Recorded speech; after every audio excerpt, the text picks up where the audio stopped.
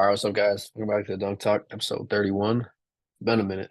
But today, me and Hunter are on here to just talk about another basic topic because we don't have a guest for today. So, yeah, we're just going to get right into it. But first, we're going to go over kind of where the podcast has been, where we've been, all that. So, obviously, we did the podcast with Dylan and Isaiah. First of all, I just want to say thank y'all because those went crazy on YouTube. Really cool. Isaiah's got like over 1,000 views, which is pretty crazy on an hour-long video. So, yeah. But today, um, yeah, since then, I went to Wisconsin to dunk with Hunter. Didn't go too well. Kind of hurt myself. Did hit one new dunk though, so pretty good trip overall. And then since then, the week after that, I was just recovering. Um, I just like didn't do much. Only just dunked a little bit because of my abdomen was like sprained or pulled or something like that, so it didn't go too well.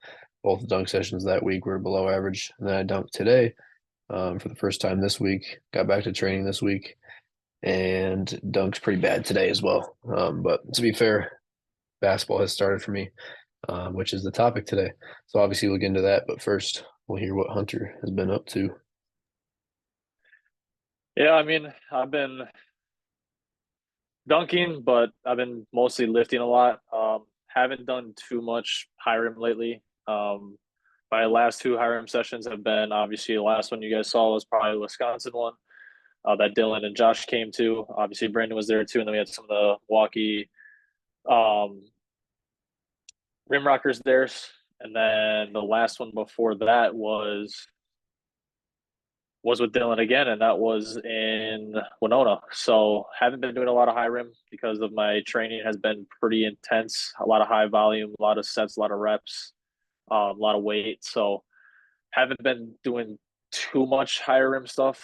But like I've been kind of staying at the 9 feet. Might go 9.5 this week.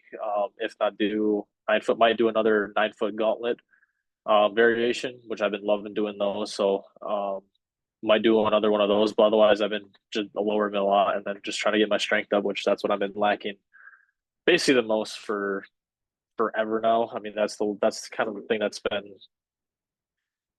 basically not making me improve as much as I want to, because I had that base, and I have to get past that base. So I've been kind of at a plateau, and I dealt with a little bit of injuries over this past year, but yeah, I mean, definitely want to get into some high rim stuff again, but personally, I just don't think I'm ready yet enough.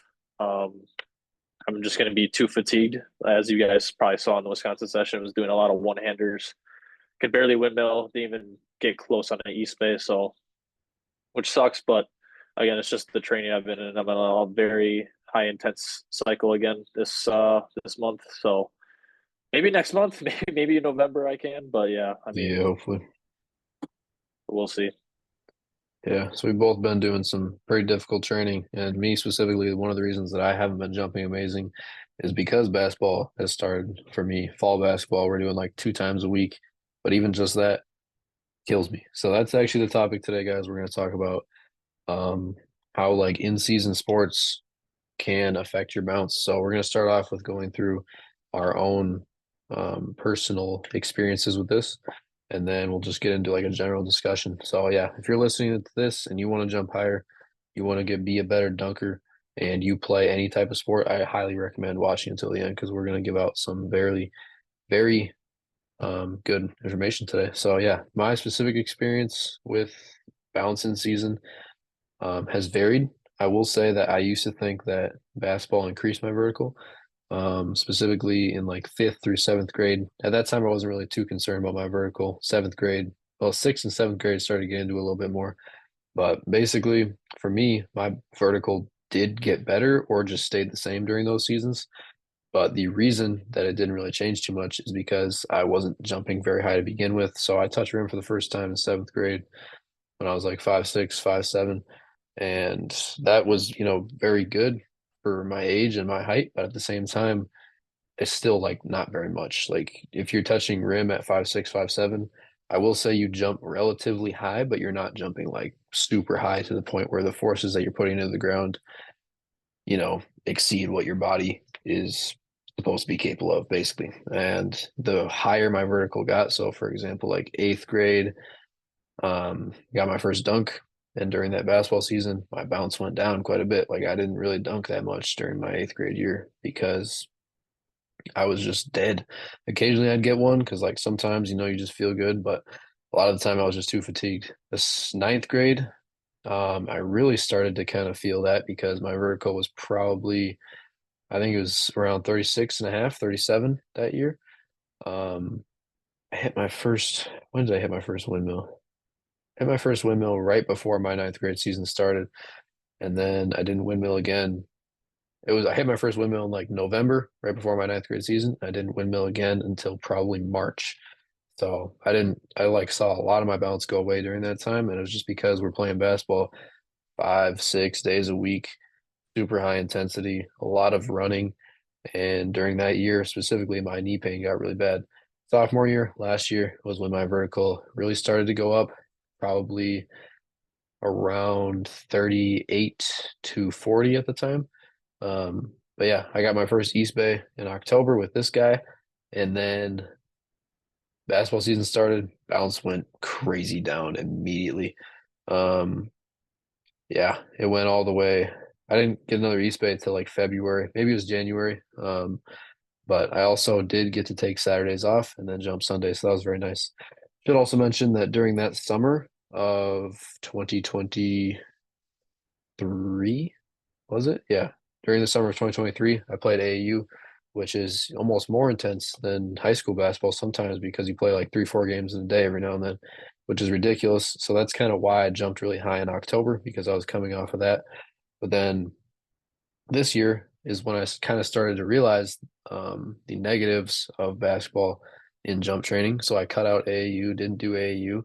And if you guys have watched me throughout this year, you'll see that like my progress from about February to just up to like a couple weeks ago has been insane. Probably increased my vertical 3, 4 inches. Went from barely East Bang to East Bang relatively consistently, hide and seek, behind the back. Every dunk that I was able to do just got more consistent. So cutting out AAU just helped me a ton. And then obviously right now I'm kind of getting back into basketball. And that's why we're kind of seeing me have these few bad sessions here. So hopefully I'll adapt. But yeah, we'll hear about Hunter's experience, then obviously we'll get on to kind of general discussion. Yeah, I mean, for me, past a little over 2 years now, I actually took basketball completely out. Haven't played like 5v5 basketball in forever. I mean, at the gym I go to, I occasionally played like King of the Court, 1v1s or 2v2, 3v3, whatever. I mean, it wasn't like very competitive. So like I wouldn't really count that. It was like once in a while, like maybe once every 2 months, 3 months, something like that. So nothing crazy. Um, but yeah, so I completely took it out just because I wanted to jump as high as I possibly could. I really wanted to gain vertical. I wanted to be a really good dunker. So I took out basketball and I basically started gaining vert the day I stopped, or I should say a couple of weeks after I stopped. But um, it's, I mean, also I was in basketball. So basically, I stopped playing basketball like competitively my junior year of high school. So after my junior year of high school, I stopped playing competitive. I just went to basically a rec center or whatever, open runs, whatever you want to call it. And I played for, I want to say 2 years, I think. Two to 3 years. I think it was more 2 years, but so I was still playing a little bit, but also I didn't have as much bounce as I do now, obviously, just the training I've been doing and how much I've been jumping. But um so I was still um playing basketball then, but I was also dunking at that time too. So I was being a little bit more consistent. I could windmill pretty consistent. Well, not consistent, but I was getting windmills here and there. And I would almost do that daily, and I never lifted at all. But when I was in high school, um, I was doing my functional training, which I probably explained a couple of times on the podcast or in different videos before. I was doing more functional stuff, so learning how to land, learning how to jump, plyometrics, stuff of that nature, a lot of balance stuff, not really anything Olympic lifting or heavyweight lifting. Um, and then I was doing that, and I was also jumping, and I was also playing basketball. So my knee pain hurt pretty bad. I think the most it got up to was like a 9 8 or 9 out of 10. So it was really bad at one point, but I just after that period of time, that was like from freshman year to sophomore year, and my junior year, I kind of fixed it up a little bit. Didn't do ISOs or anything like that, but I just kind of basically kept control of the load that I was on with how much jumping and how much basketball is playing, because it's very hard to be doing that in season. But usually you have to pick two out of the three if you want to play basketball, jump, and lift all at the same time. All three of them will most likely lead to an injury, um, or where you're just so fatigued that you can't even really do your sport, jump, or even lift. So you kind of have to pick and choose between those. But obviously, we'll get into that a little bit later. But yeah, I mean, I after like going through that little bit of time, I just was like, yeah, I'm gonna just quit playing basketball. I mean, yeah, I loved it. I still do. Like, I do miss playing it, but if I really want to increase my vertical at the highest potential, then I really had to take it out, which that's what I did. And I mean, I love dunking more than I love basketball now. So it's worked out in the end, but it took a little bit to realize that's what I had to do, and I couldn't be happier with the decision that I made. So obviously, we'll get into more of like the tips and stuff that you guys can do for in season stuff, but that's kind of like my background. So, and also with that, I was never jumping as high as I am now. So the load on my tendons and everything wasn't even that high either. Like, it was probably 25, 30 inches of vert. So it wasn't too much. I mean, still enough to do stuff, but like to get pain, but it was manageable at the time. So Yeah. So I mean, specifically, I'd say kind of what I was going about, kind of what I was talking about when I was younger, like sixth, seventh grade. The reason that I think that, we didn't experience like necessarily losing vertical during those times is that um, you literally just don't jump high enough to even like get knee pain, or you're not trying hard enough. Like, I can promise you when I was in fifth, sixth grade, like I was not going hard enough in practice. Like, I didn't even know what working hard, like to the extent that I know now anyway, meant. So like, you're not even pushing yourself hard enough to really fatigue yourself, especially when you're jumping so low. And I think that that kind of goes with like some of those freak athletes as well. Like, you'll see guys in high school um, that are just like freak athletes, and it's just like I don't even know who I could use as an example, but I don't know. Basically, any NBA player that jumps high, like when they were in high school, like Ja Morant, for example, or yeah, like Ja Morant. Like when he's in high school, guarantee he could windmill any day of the week. Like, didn't matter if it was at 6 a.m., 1 a.m. Like, Ja is windmilling every day of the week if he wants to. And I think the reason for that is just because he's different. And a lot of people compare themselves, or like they'll message me and they'll be talking about like, oh, well, this guy does this thing. It's like, okay, well, you're not that guy. Like, it's not like a me being disrespectful thing. It's just a simple fact. Like, me, Hunter, a lot of the dunk community are just average people who just work harder than the average person. So for you to kind of compare yourself to those freak athletes and say like, oh, well, this guy got his bounce by doing box jumps, or this guy got his bounce by doing these weird plyometrics, like you can't really compare yourself to those people. That's a topic for another day. But basically what I'm trying to say is like, if you think that you are going to be able to play your sport and jump as high as those NBA guys do, you're simply wrong. And it's not like a personal thing. Like, I'm not saying like that you're not good enough or whatever. It's just simply in genetics. Like, a lot of people aren't going to be able to do that. I don't believe like 100% in like if your genetics are bad, you're just bound to be bad. But like when it comes to specifically jumping and max output, the average person is not going to be able to play a sport 5, 7 days a week and then also jump 45 plus inches, which is the goal for a lot of us. So yeah, I mean, kind of like what Hunter said, if it's your main goal to just jump high, like for us, our main goal is generally to jump high and just get better at dunking, then you're gonna have to make sacrifices. But yeah, that's kind of my take on like the early years. Is like, don't worry about it too much when you're young. If anything, it'll help you. But the more elite you get, the harder it's gonna get. yeah, I mean, you kind of saw with Dylan last year. He got his first East Bay, obviously that was his first one, so it could be a while before you get your next one. But after that, he was going into his basketball season. So He is putting on a lot more load. He's not just lifting and dunking. He's playing basketball almost every single day. So that's obviously going to fatigue And him. And actually, it's I also forgot to just, mention I didn't lift at all during that basketball season. So like imagine if I would have been lifting, like the load would have been so much higher and I probably would have been even worse. But yeah, you can keep going. yeah. So he was doing 2 out of the 3, which he didn't get injured, but he didn't get better as well because he was trying to do two at once. And those are, I would say, if you do lifting and one or the other, that's generally okay. Like obviously for dunkers, we do lifting and jumping, but we jump once a week. While as if you do lifting and basketball, when you're obviously jumping in that, it could get a little hard. And also with Dylan, he had a jump session and playing basketball at the same time. So he's still having one day that has a huge amount of force every so often, every minute or two.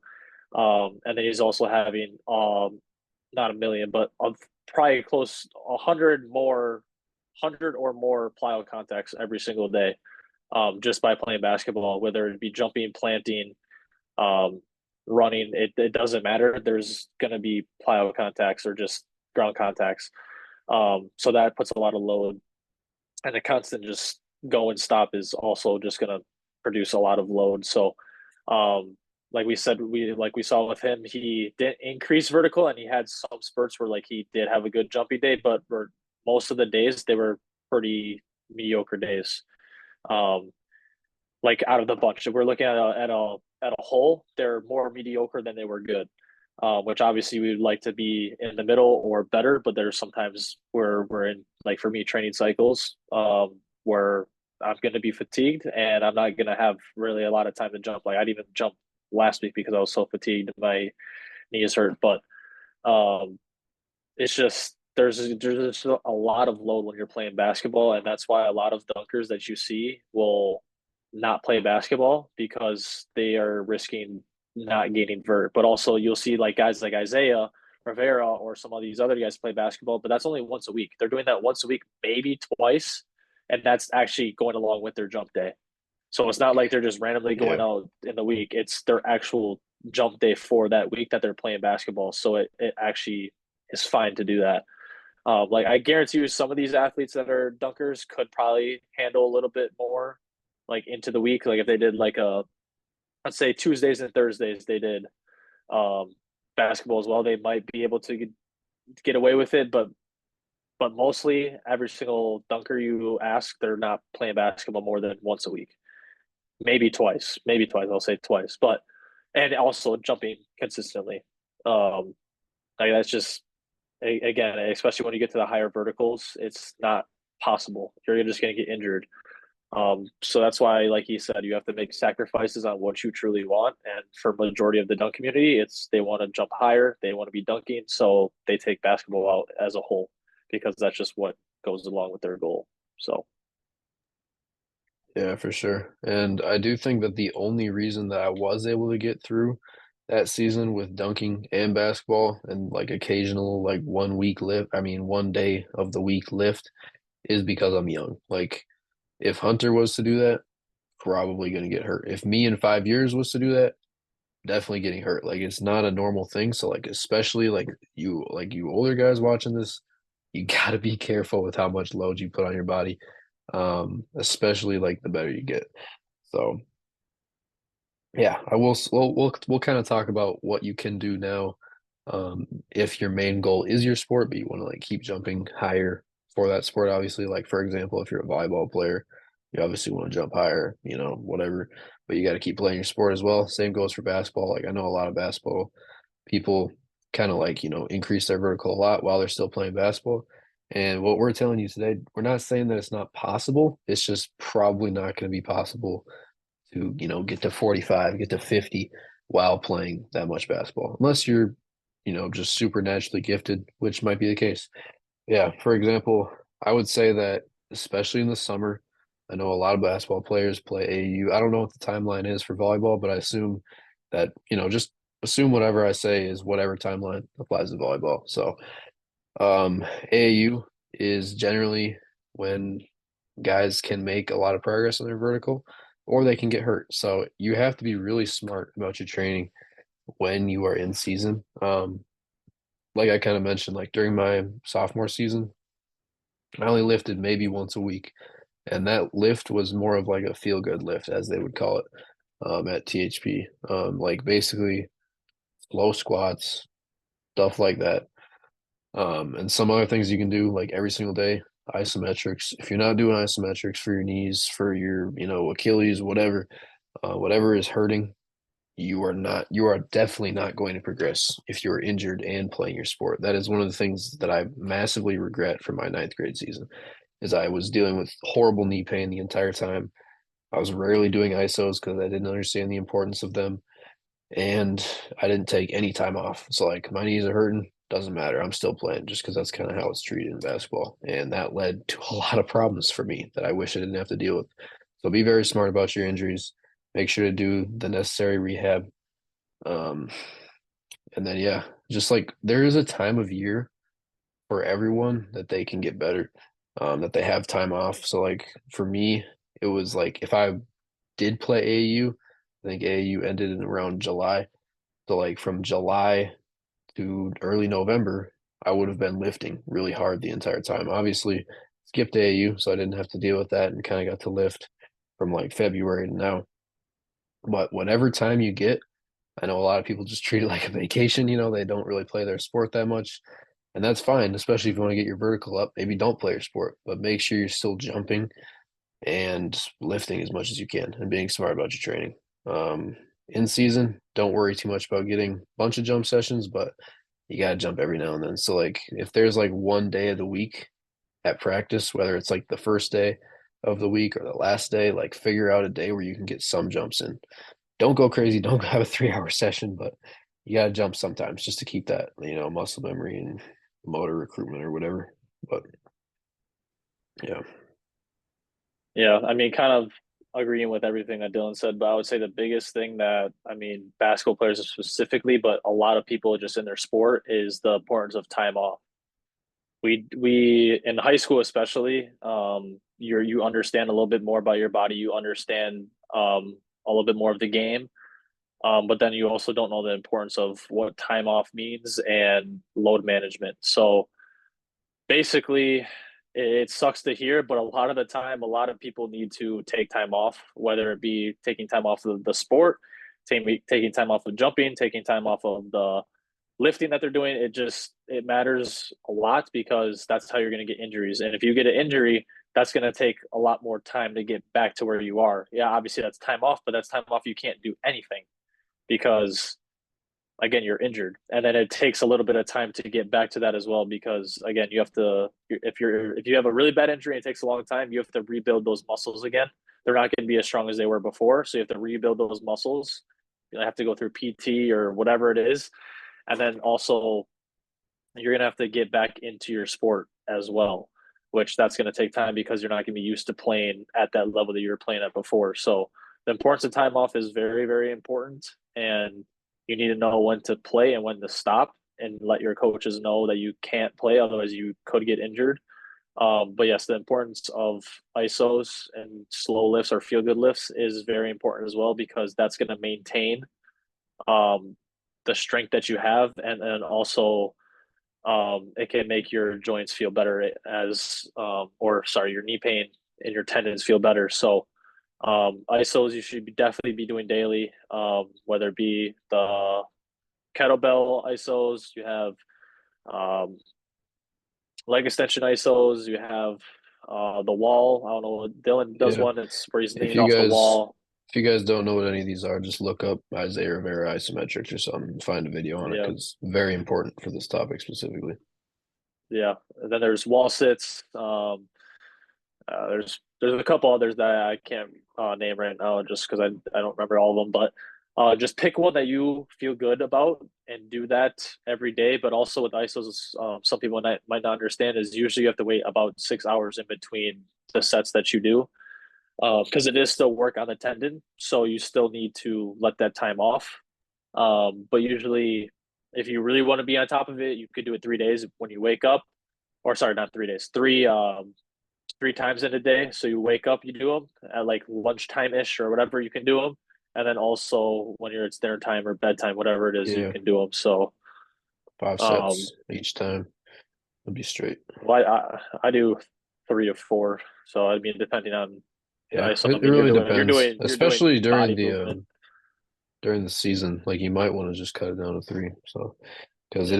it is still load, but it is definitely important to do. So yeah, I was gonna say something, but I forgot what it was. Um, but yeah, if you're in season, you got to be smart. Listen to your body, and like if there is, I remember what I was gonna say specifically with tendonitis and tendinopathy. One of my biggest regrets is letting myself develop tendinopathy because it's so easy to avoid if you know what you're doing, but most people just neglect it. It's what I've done countless times in my life. Basically, what tendonitis versus tendinopathy is like tendonitis is just knee pain, right? Like we all get knee pain eventually, especially if you're playing a sport or dunking a lot.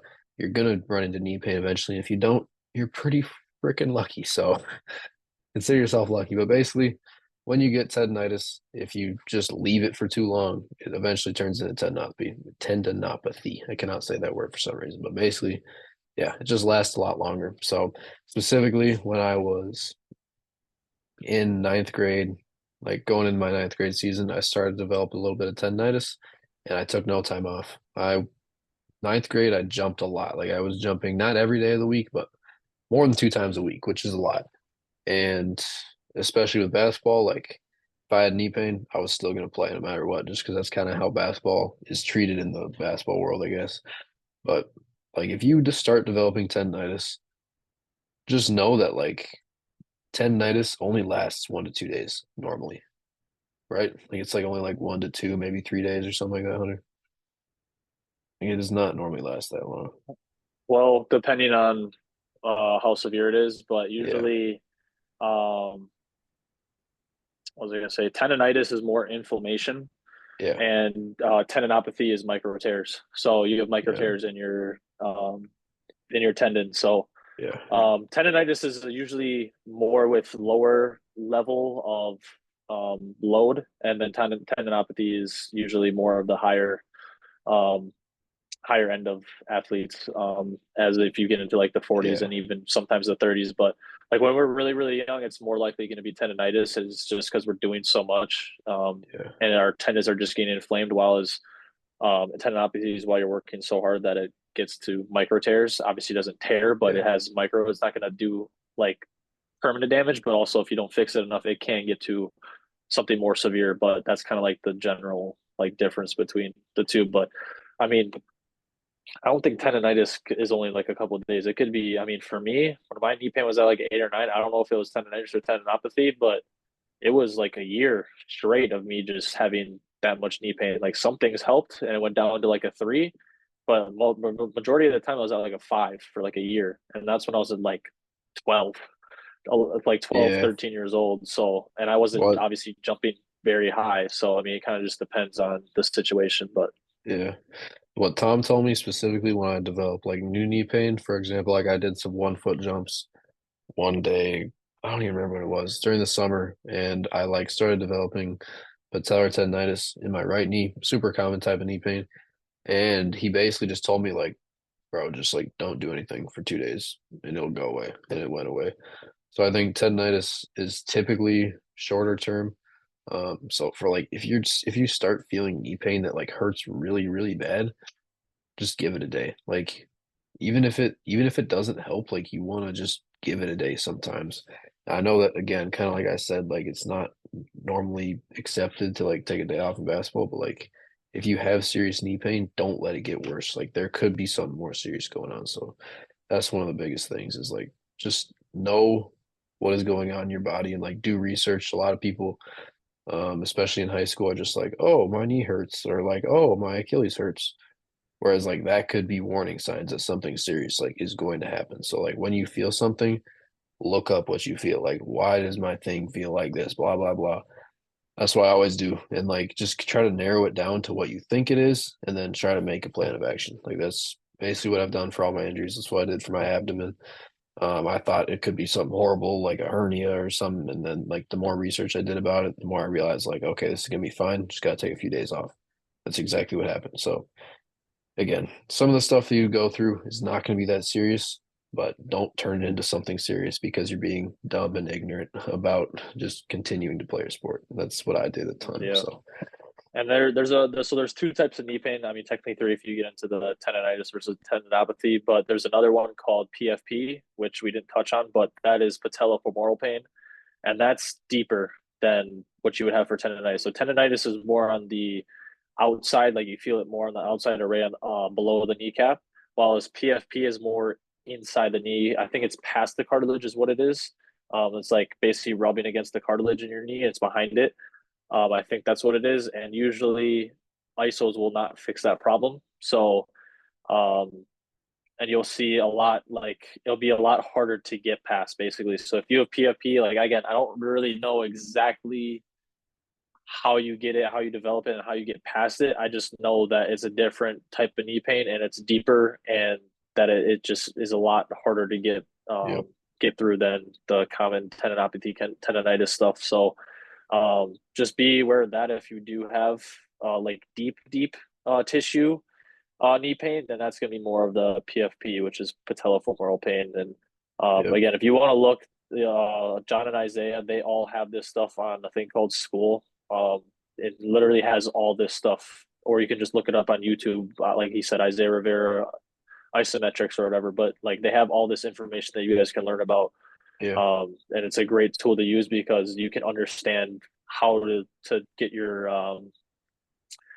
how to get your body feeling better. So I would definitely look into that or just research about those two different things. So yeah, yeah. So again, just make sure you're researching about your body and figuring out what's going on. But I think we covered quite a bit, guys. If you have any questions, make sure to leave them in the comments. Podcast will be a lot more consistent in upcoming weeks. Haven't been able to get guests just because of like timing and stuff. Donnie was in Abu Dhabi, but everyone's back now. So I'll be getting a lot of episodes coming out soon, guys. So again, thank you for watching. If you're new, make sure to subscribe, leave a good review or whatever. And yeah, see you on the next one. Peace out.